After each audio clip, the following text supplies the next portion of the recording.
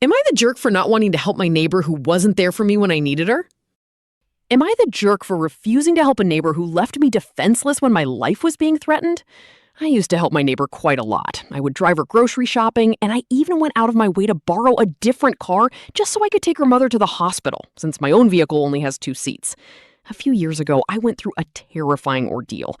My toxic ex-partner threatened to break into my apartment, specifically to kill my dog, not just to steal or break material things. And I was incredibly scared for our lives. I bought a security camera for protection, but since I didn't have internet set up yet, I asked my neighbor if I could temporarily use her Wi-Fi just so the camera would function.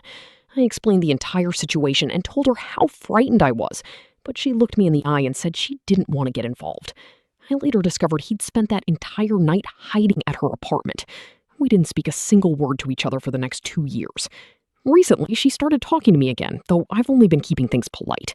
This evening, she called me because the person who was supposed to drive her and her cat to the vet tomorrow canceled at the last minute. Technically, I could help her, but it would mean waiting with her for 1 to 2 hours while the cat undergoes teeth surgery and then pretending like nothing ever happened between us. I'm just not that kind of person. A part of me feels guilty because it is a last-minute emergency, and I know she is in a tough spot. But another part of me feels completely used.